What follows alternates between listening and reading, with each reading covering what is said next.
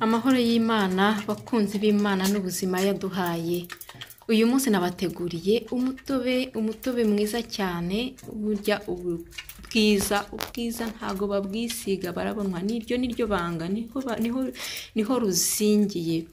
Igihe kimwe rero reka mbaha agakuru ariko mperaho, nigeze nisiga amavuta ahenze, nabaza amavuta ya Clarence murayaze, aya je sais même pas, ntago nkibyibuka uko byitwaga. Nisiga amavuta ahenze ndayegerekeranya uko ari atatu, kuri rwari rwananiye rwantejeje ibibazo. Ariko njye ahantu hitwa Matonge mpura n'umunyarwandakazi twari tuziranye, arambaza se kuki utisize. Aho rero niho nabonye ko nyine kwisiga n'ubundi ayo wakwisiga yose uko yabangana kose bigomba kuvamo imbere mu mubiri, nk'akantu gashoboka rwose gafata. Turabanza tukoza intoki zacu neza, tukoza na ka kantu kacu ko kuyunguruza, muraza kubibona uko tubikora kandi neza cyane rwose. Umuntu abiha umwanya kugira ngo utanywa umutobe wivura warangiza ukitera ikibazo kindi. Izo ntoki ni iz'umukobwa wanjye ngo uwo aho ngaho. Rero uwo mutobe ugizwe n'ironji. Ironji turaza kurihata neza turitunganye. Ironji harimo vitamine C, ruriya ruhu rw'umutuku rw'inyuma urukuraho, ariko iby'imbere biriya by'umweru rwose ni ngombwa kubigirana, ukaza kubirapa byose biri kumwe, nta na kimwe uta. Mbese ni ukubikora ku buryo nta kintu uta. Ku indimu ho nta nubwo tunayihata rwose, turayiryana n'igishishwa.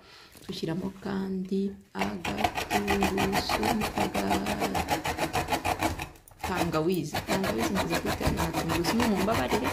Turaza gushyiramo agatungurusumu, ni ukuvuga n'agakaroti, akaronji, agatungurusumu.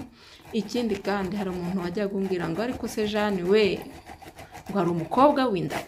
Nuko ukuvuga ngo rero dushyiramo n'agashu kitwa ishu. Ngewe nakoresheje ako bita fenuye niyo nakoresheje kugira ngo ube mwiza, ucyo ku ruhu no mu nda naho hatunganye, ugire mu nda hameze neza. Nicyo ishu zimara, nicyo banga ry'ishu, yifasha gutunganya ibinure, gutakaza ibinure cyane cyane ibyo kunda iyo binyoye mu mutobe. Kubera iki tugomba kubirapa? Kubishyira muri mixeri yica iby'ingenzi byakudutunganyirije, ikangiza byinshi cyane ku buryo udashobora kumenya akamaro kabyo utabikoze ngo birape. Ni ngombwa rero kubirapa, ni itegeko. Uyu mutobe unyobwa nyuma y'iminota 15 ugikorwa, kandi washobora kuwubika kubera ko harimo agasito, ugashaka agacupa gapfundikirwa neza kakamara iminsi 3. Iyi minsi 3 ishize ushatse wabumera nta kamaro uba ukimaze. Ni byiza kandi kunywa mu gitondo nta kindi kintu urafata. Mu gitondo cyane cyane kuko ariho ruzingiye, ni byiza cyane to gutunganya neza. Ubundi bibarahiriye ahangaha rwose ibigerageze ibyumweru 2 muramubibonye mu mezi 3, inzara nazo ziba zibiberetse, ibintu byose biragenda neza. Badamu rero rwose mwiyiteho, mwitunganye.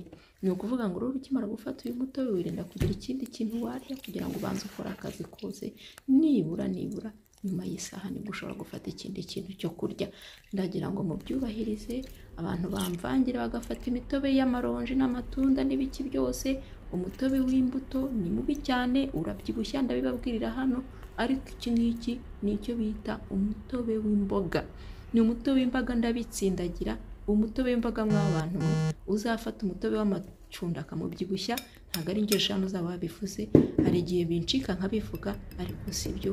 Umutobe unutuwaya n'uyu nguyu ni umutobe w'imboga. Ngaho rero ibyo tuya ni byinshi. Murebe kanseri ishobora kugutera itabi byonyine abaduhumekeraho.